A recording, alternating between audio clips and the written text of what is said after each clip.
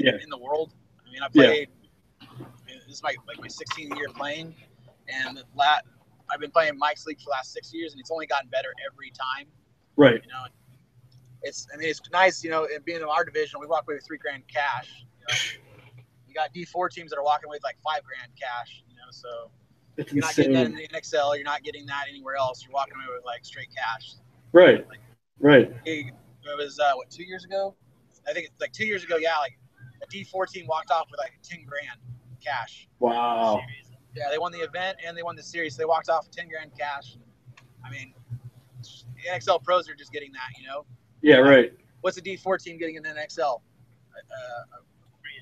Free entry, and you know, yeah. Yeah.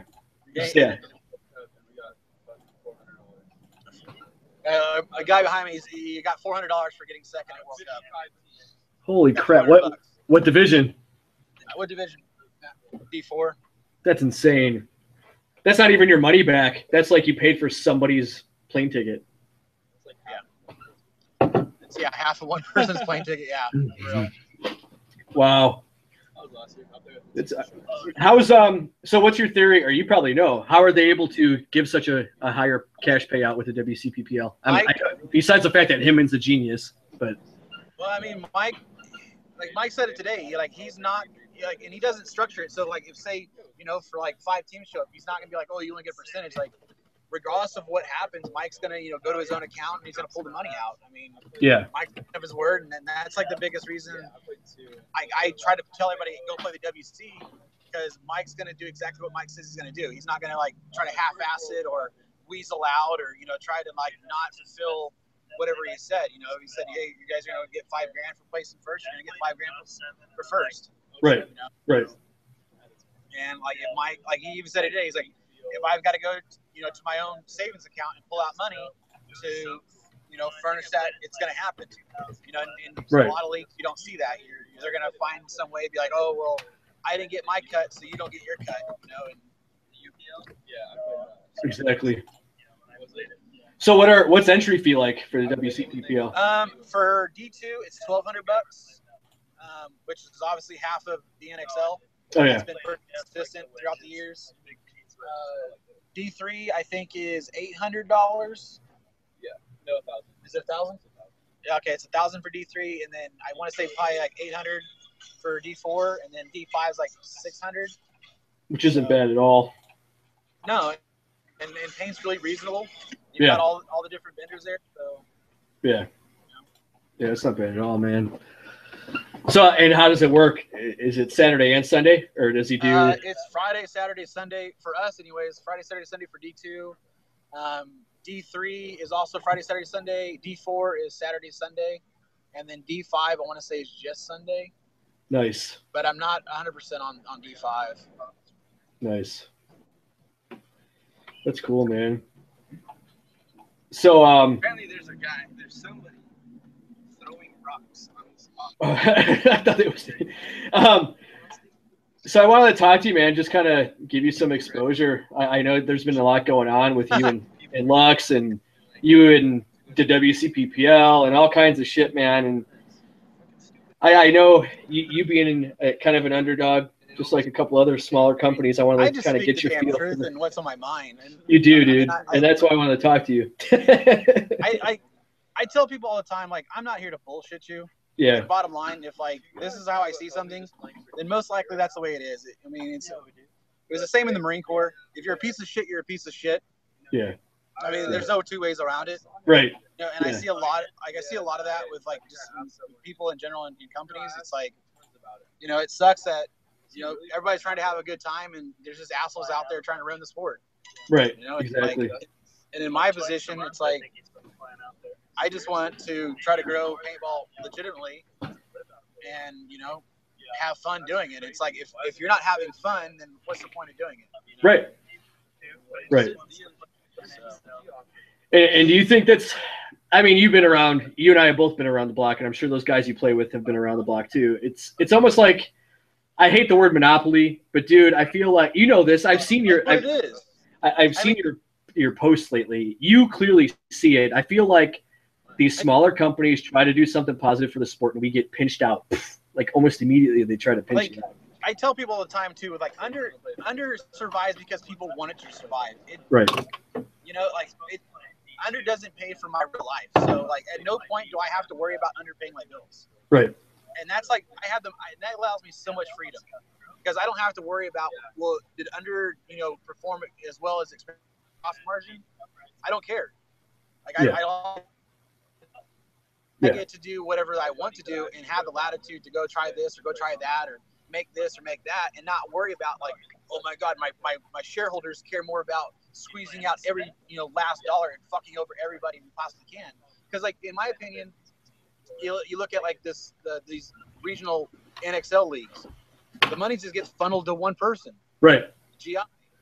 And it's like anybody who says like, oh no, they're trying to grow paintball. How?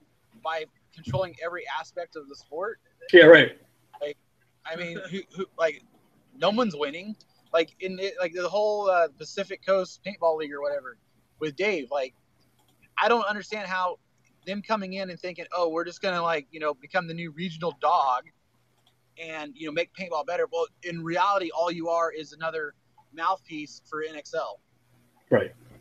Right. And what? Like you're gonna snuff out dudes like Mike who've been grinding for the last 10, 12 years, making the WC what it is, or these other leagues who've been busting their ass and like making paintball better for obviously the regional leagues. Because like at the end of the day, like with all my guys, like yeah, we'd love to play the NXL, but guess what? It's $15,000 just for entry fees, and then you got to sell your soul to whoever to get paint, and then before an event, you already spend $3,000 per person. Right. Exactly. So, what's the point? Like I can fly to California, I can fly to Vegas or wherever and spend half the money and have still a great time, and So what are your thoughts with them going the NXL kind of adopting all these regional leagues? Then do you think it's eventually going to get just as fucked up? I honestly hope that the regional guys who've been building these leagues, don't fold, and don't become just another mouthpiece for the NXL or whoever's obviously, got all the money. Like this whole World Organization of Paintball is garbage. Yeah. Making these stupid ass rules that really don't help the game. Right. It's like, and it's hard not to be like, oh, he's just bitching. Like, well, why don't you pull your head out of your ass and look at the bigger picture? Like, who's controlling all the money? Who's trying to control every aspect of the game? Right. Right. Tell me how they're going to come and make the game better for you.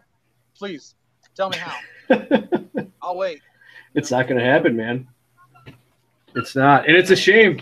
I talked to I talked to a couple of photographers 2 weeks ago, one of which came from Canada, and she flat out said that the CXBL is just ruined. Yeah, I mean, like, it's crazy too, because like I've wanted to legitimately get involved with the CXBL, but now it's like it's just GI owns it, so what's the point? Like, it's not even what it was, and I've talked to a lot of guys up there, and it's like the league is now dead, right? Because they changed why everybody played the CXBL. Like, why would you go and play the CXBL just to the exact same thing you'd play in the States? Right. Exactly. When originally you'd go up there to play 15-minute halves and just smash on each other. Right. Like it was back in the day. And I'm not saying like that format is great, but that's why that league was doing so well. They had a niche, and that niche is what made them be who they were. And now it's just the same shit that we have here. So why go up there and play it? And it sucks because like I miss 7-man. Like everybody's like, oh, 7-man sucked, blah blah. And I miss it too, man. Was awesome. Yes, it was. Yeah. And I miss like going to Huntington Beach. And not saying that like the NPPL didn't have its faults, but like when everybody's just trying to snuff out everybody else to make $1 on everybody else's back, it just hurts the sport. Right. And it's like it's not needed. There's plenty of money to be made. Right. Like there's more than enough to go around and make everybody happy. But everybody wants to fucking stab everybody else in the back and try to control every single sport. Part of the sport. And it's stupid. So then, what? Obviously, you've already felt it. So what's your perspective now with being a company? Obviously, you do both, right? You're a company and you're a player. So as a company, it's got to be twice as hard, right? I mean, personally, yeah, I feel like I'm always challenged at every step of the way because I am a one-man operation, Right. and I'm trying to grow, and I feel my way around, and try to obviously to give back, to make good products, to do charity work, try to grow the sport and to help out as many people as I can. That's kind of I posted the other day. It's like I don't care who's needs help. If they need help, give them help. If they want to go and have this, well then I'm gonna hook them up with my buddies to go get that help. Because to me, if everybody's making a little bit of money, that's better than making no money. Right. If it's like being sincere. Yeah, I've got enough for myself, but you know what? I got other buddies I need to take care of, so I got to break it up. I got to share. If everybody's gets a little piece, and this is another day that we can all collectively live. Right. Instead of like, oh well, one guy is super big now. Well, guess what? Everybody else is dead. Right. And for some people, that's all that matters. When you have a bank controlling every aspect of what you do as a company, yeah. But for me, like I don't care. Like, yeah. That's not me. Right. I tell people all the time, like I want to help paintball grow. I want to help you in any way that I can. And if that's with my company, great. If it's with another company, then I'm gonna help you out. Yeah. Yeah. Which makes no sense that it even operates that way, man, because we're going to find ourselves back in 2008 where the industry almost died because all that shit was going down. Yeah. And I feel like it's even worse now. I mean, the industry's growing, obviously, but at the same time, I think it's going to get to that point again where something's going to give. And, yeah. And I tell players all the time, like if the collective population of players really realized how much power they have and just said, you know what, we're not going to play this event. We're not going to go to the NXL. You know what would happen? All the dudes who were in charge of the NXL would be like, okay, players, what do you want? Right. Because you know what? Who pays their paychecks? Oh, that's right. Those D4, those D3 teams, those D5 teams. And it's crazy because, like, right now you look at, Vegas, for example. The bottom of the Christmas tree is real thin. Yeah. Real thin. Yeah. And those are the guys who pay, those dudes' salaries. Yep. Yeah, that's what I haven't looked at it, but somebody had said that the numbers for the lower divisional teams were really thin this year for the first event. I mean, not saying that NXL didn't do themselves any favors. I mean, it's a terrible weekend. You got, you got Comic-Con, you got Monster Trucks, you got the March Madness. I mean, there's all these other things going on, and I paid like $400 for a plane ticket going to Vegas. Like, it's absurd. I normally pay like $200 round trip, and I'm paying like $400. Like, damn. From where, Dallas? Yeah, from Dallas. Yeah. That's insane. So are you going to be going as under? Are you going to all the NXLs this year? Carnival right there. Like I've been asked to play the NXL. Yeah. So but at the same time, like team doesn't know what it's going to do. So, I'm going to definitely be at the MSXLs. I'm going to be at all the WCPLs. I'm going to be going to Living Legends. I'm going to try to get out to an EPL. I've got like 30 events slated on the books. Yeah. But it's paintball, and you never know what's going to happen. You don't know if this event's or this league's going to stay afloat. Yeah. Yeah. I agree, man. Everything's a flash in the pot, and then it's gone. You got that right. And being the fact that I'm really close to the MSXL and Darren Tapp does a great job, man. Yeah, Darren's a good dude. He's one of those leagues, though. Like, I don't want to see him go away. He's done an amazing job with that league, but now that he's an affiliate, yeah, him and Kenny have a great league, and they do. I'm really glad I get to come back again this year. And I want to see I want to see regional leagues grow. Like, I remember playing the CFOA when there was 50 teams in your division. Right. And I see that a lot with Mike. That's why I like supporting Mike so much. Is like I see like the old the old CFOA, this huge 5-man series where you have like hundreds and hundreds of teams, and like I got to play the last 2 good years of the CFOA before it crashed. Right. And it's like I want to see paintball like that again. I want to see these huge events and like all these vendors, and it's like like if I want to go to this event, well, can I really afford the $3,000 vendor fee? Right. Like, or can I take that $3,000 and, you know, make a new pack or make new pants or do whatever I need to do and, you know, try to, you know, or, hey, I'm going to do a charity or whatever the case is. Right. Right. You know, I'm not saying that, you know, vendor fees aren't needed, but a lot of them aren't really geared to helping the small guys get there. And even in the big guys, you know, they're paying, you know, a lot of money, and it's like, really, for what return, you know? Agreed. And honestly, man, I don't mean to get all techie, but it's 2016, man. We can do a lot online. Like, yes, going to the events means one thing. But yeah. I mean, like, that's how Under has grown exponentially, is like I'll pay for news up on, you know, on PB Nation, for example. I can spend $0 and hit, you know, 40, 50, 60,000 people on a, you know, in the same amount of time easily. Right. You know, and not spend a thing. And it's like between Instagram and Facebook, like, without those two tools, I wouldn't have the exposure that I have. And I honestly don't see that same kind of exposure coming from PB Nation. Agreed. Like, I mean, it's a great tool. It's cool to go and chat with my friends, but at the same time, like, I honestly don't care, because I don't want to pay for it, and then I don't want to deal with admins. I don't want to deal with, you know, childish people, you know, blocking me or giving me an infraction or whatever the case is. So it's like, I can just do this for free. Right. And that's partially, I've gotten so much criticism for wanting to start a social network for paintball, but that's one thing we are going to open up. Like, I don't need no admins to tell guys like Under that you can't sell your shit. You're paintball related. You should be able to sell your shit. Yeah. Like, I just don't understand that. And that's one thing that Breakout wants to do with that. But so I know you've been getting a lot of, I saw a few of your posts. So are you, what's your primary niche right now? I know you're doing the pants, obviously, because you know, but you're getting like deep into that strap game, man. Yeah, straps is what's always funded the business, and it's like, I love designing stuff. I like taking something, chopping it up, and making a new spin on it. I mean, like, and that's what's made me successful, and I use that term really loosely, because I never feel successful. I just like I like making art. I like being creative, you know, and I color a lot. I mess around on the computer a lot. I mean, I like building stuff.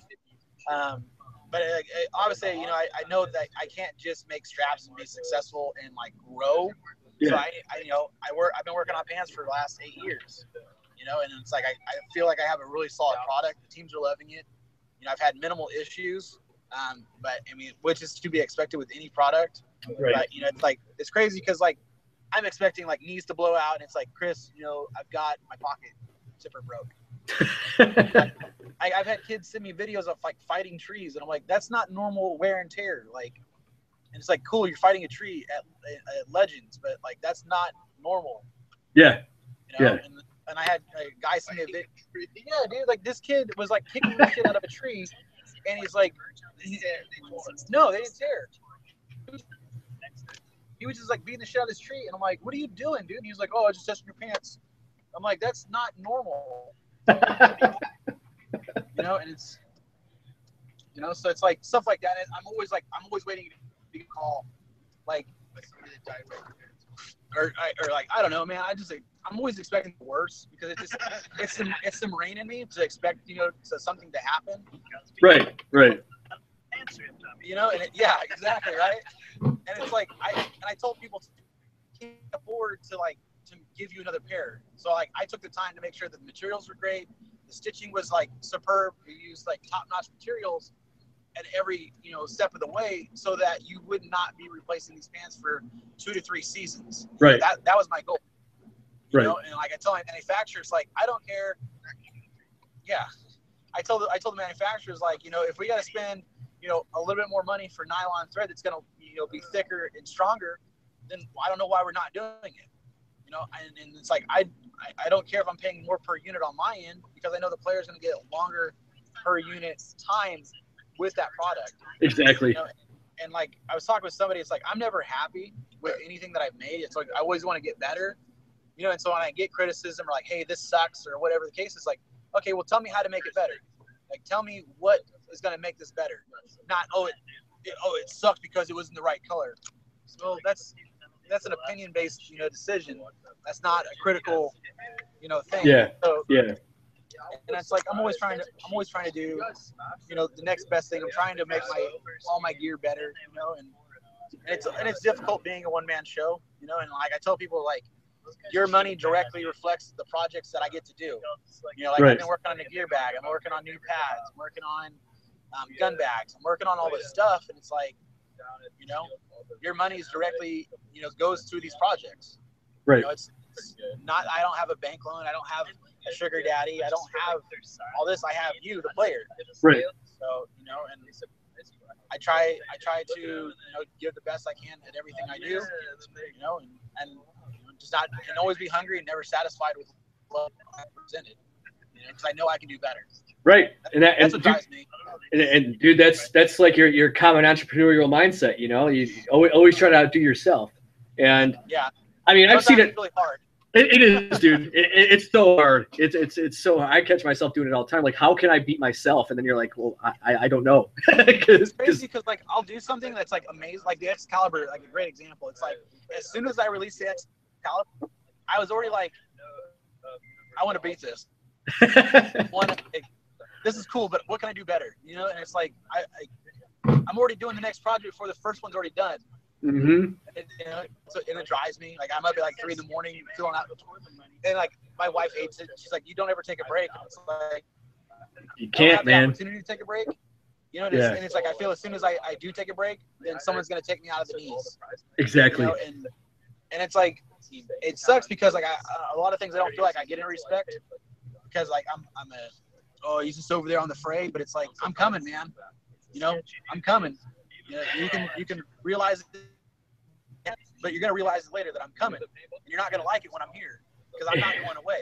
Right, and that's what cracks me up, man. I've seen it firsthand on the pages that you post on. I've seen it with even the stuff that I want to do with Breakout.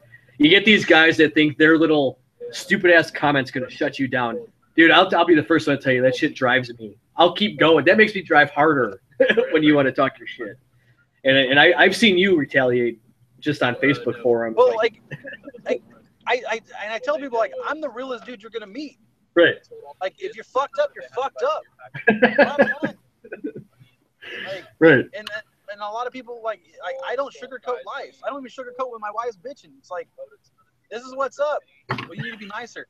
You quit being stupid.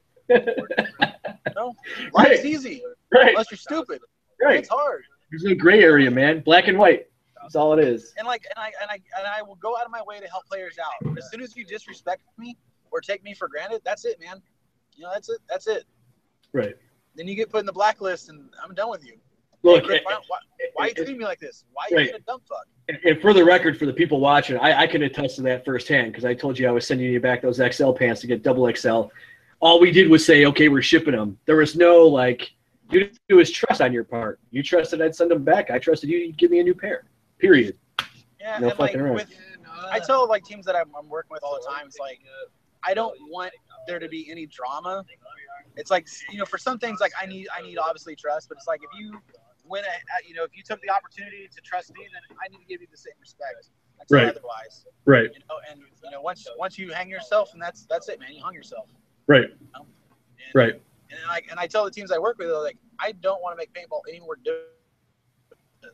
Yeah. You know? Right. Well, I have a good web of friends. It's like if I can connect you with my friends, and my friends are your friends, and guess what? We're all friends, and everybody gets to have a piece. And I've kind of seen that, and I was going to ask you, like, so how has your approach been with getting guys to dig your stuff? Because it is paintball. You get these guys, almost like the companies, that it's almost like a pissing contest for the players. Where I only buy Die, I only buy Empire. How have you approached getting guys interested in Under?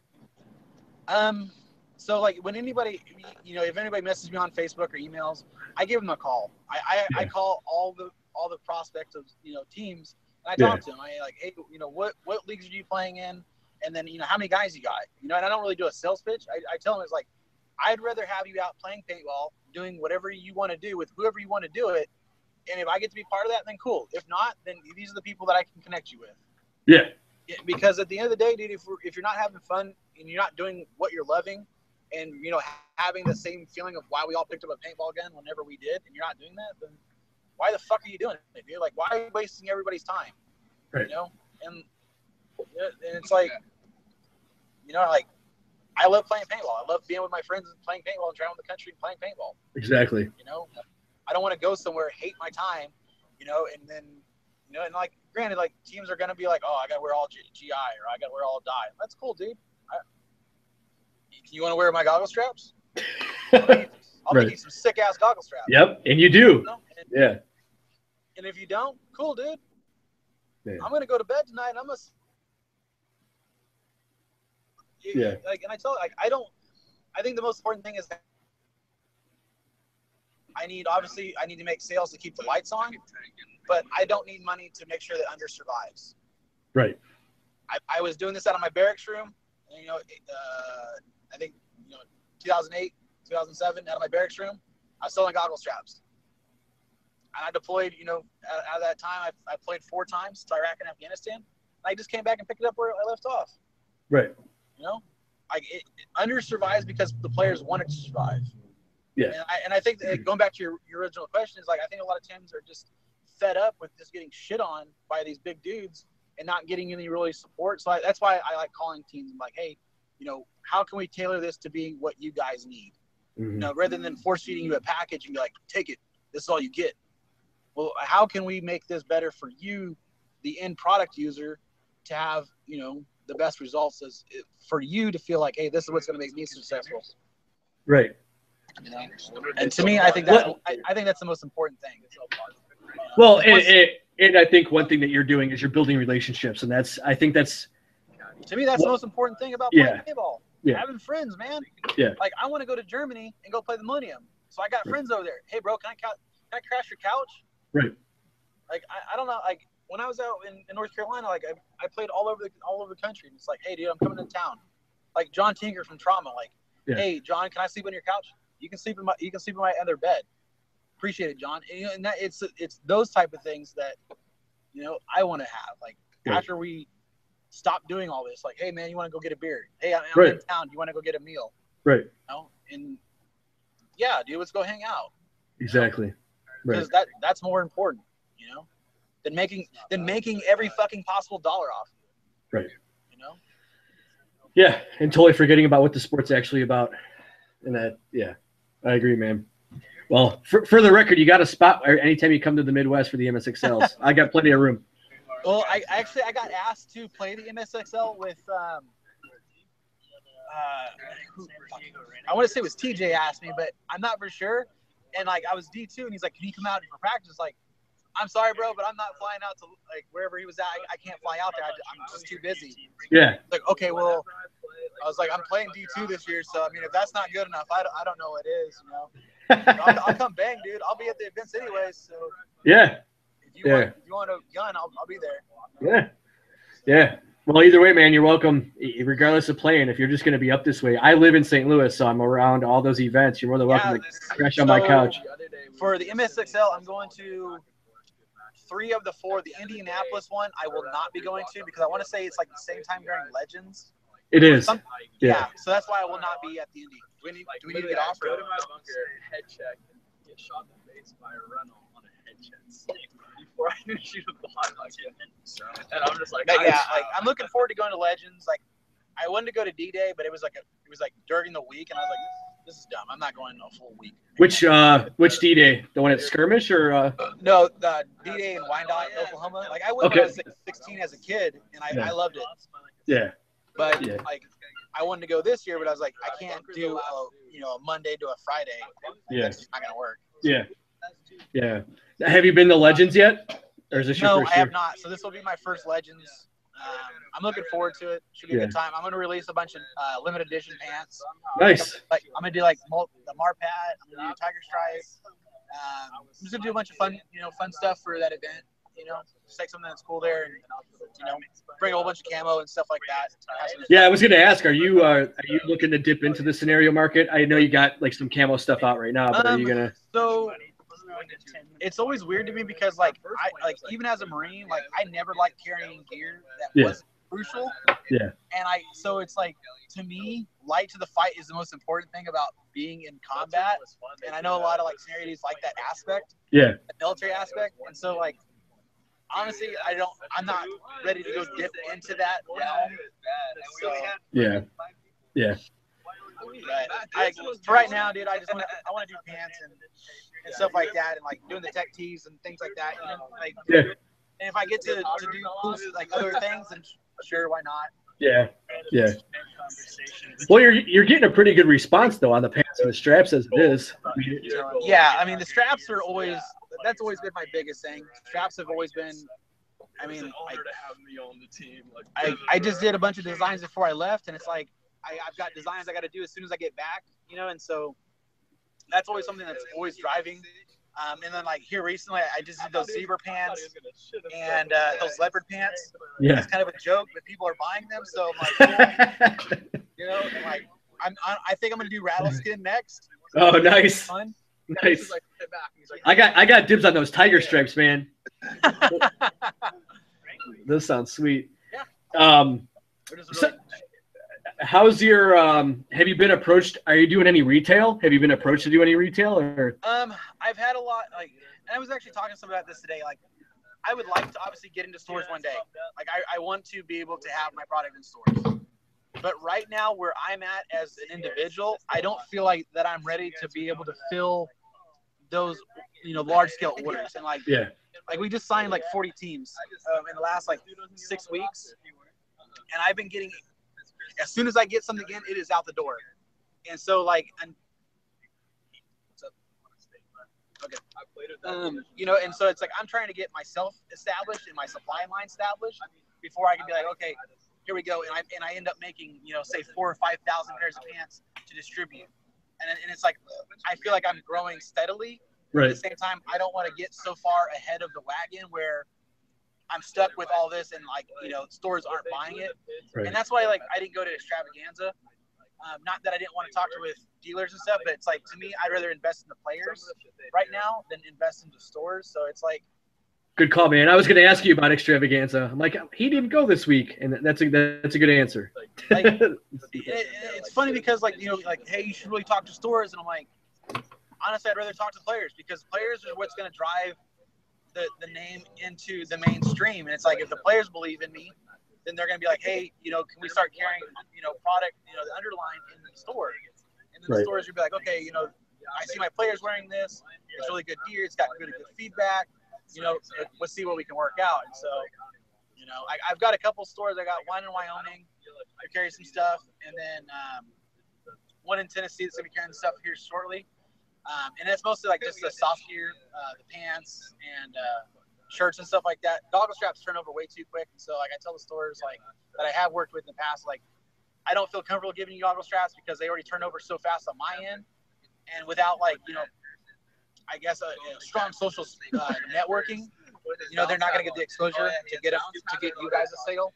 Right. So I don't want you sitting. It's like I don't want you guys sitting on inventory. Right. I don't feel that it's going to get as quick as turnover as it would, you know, being in my hands. True. Yeah, that's a good call. That's a good call. Loader falls off. Yeah, I like your response, man, about the Extravaganza. I've always wanted to go to it. I don't know if you've been to it. I've always wanted to go, but you're right. The players drive the sport, so you'd much rather focus on the player than. Like I've been like I got invited to be a booth this year, but again, like I just didn't see putting the money into it as being beneficial because like I took that money and I bought more pants. Right.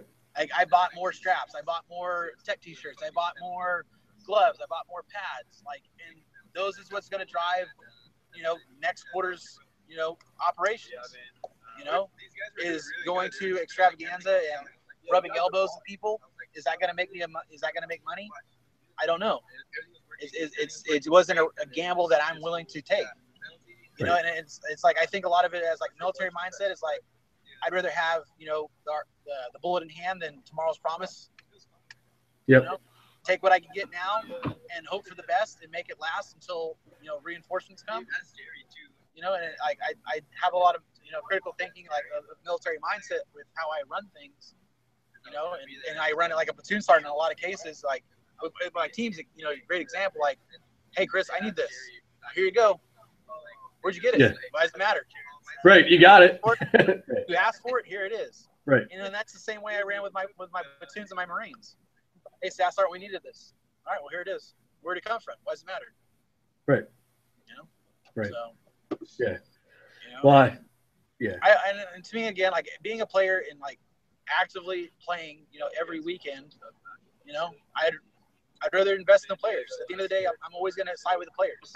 Right. Because,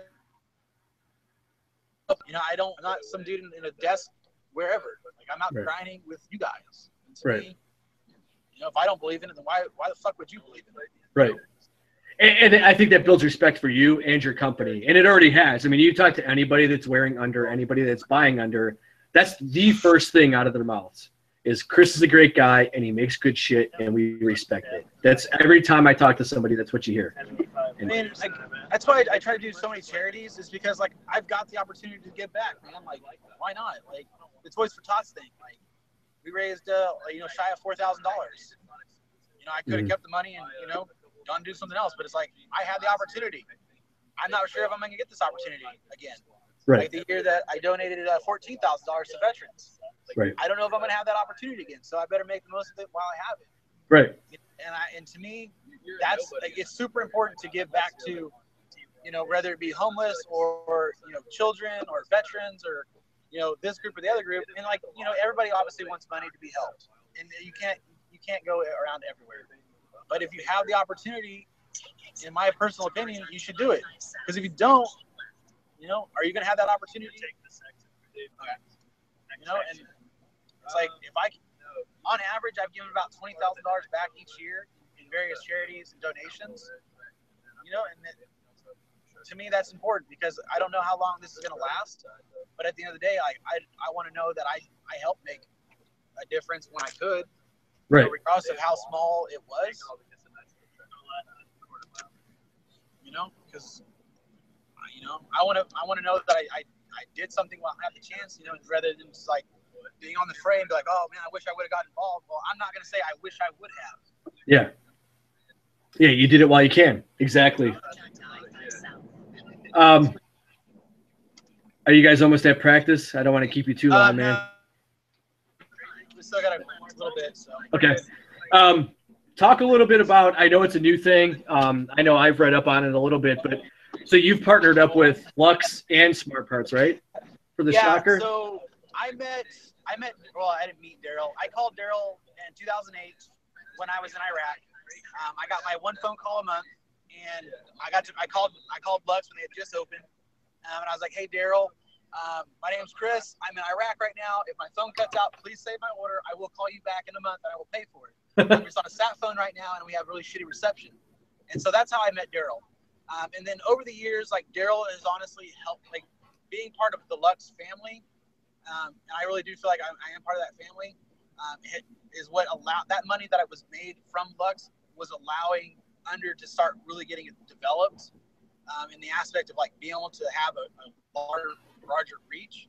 And so it was only like smart that like I called Daryl. I'm like, hey, I want to have like an official partnership between the two brands. I mean, I believe in the product 100%. I've been shooting Lux since 2008, and I want to give I want to be able to give teams that same support that you've given me over the last 8 years. And so it was like it just went hand in hand, and Daryl's like, let's do it. And and again, Daryl's given me so many opportunities to obviously help grow my brand, as well as strengthen Lux and get more Luxes in users' hands. So, and then SB was kind of two birds, one stone. I've been shooting the shocker for the last year as well, and it's like people ask me, like, what do you like more? And it's like, I'm not gonna shoot my gun. And so it was just another aspect that I can give to teams. Like, hey, not only can you get some of the best gear, you can also get one of the best guns. So, it's just another, just another great aspect to be able to offer to teams. And, I just want to strengthen the relationships that I have. Just again, offer teams opportunities that they might not always be able to get without having to sell their souls. And to me, I don't believe in that. Right. So are you talking? Are you just doing? Are they just partnerships for guns? Are you guys talking about doing some special edition under guns? Like any of that been talked about? Or one more time? Are you guys talking about doing any special edition guns, or is it right now just? So in the back of my mind, I have something that I want to do. Yeah. It's the money that's involved to do it. is what's obviously always going to be the factor. Mm-hmm. I've talked to Daryl a few times about some stuff that I want to do. I don't want to make public, but again, it just comes back to I'm a little guy and I'm trying to do a lot of big things, and if I get the opportunity, I'm gonna go with it. And Daryl knows that. Like Daryl knows that I'm hungry, and it's like, and if I get the opportunity to do a small run of private label guns, and fuck yeah, that'd be awesome. Yeah. Is it something that I can afford right now? Probably not. Something I want to do? Yeah. But for the most part, back to your question is, we just do most team guns. I work with CK so we can get guys lasers, and get their stuff engraved into it. Yeah. Yeah. As well as I do, players are like peacocks. Yes. Yes, they do.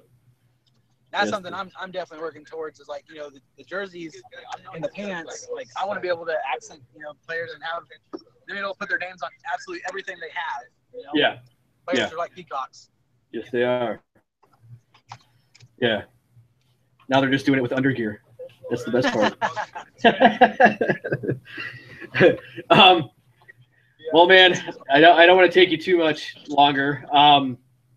So what do you? You've had a lot. You've started off the year really good. You got a lot of good things going for you. What are your projections for this year, just to keep it going?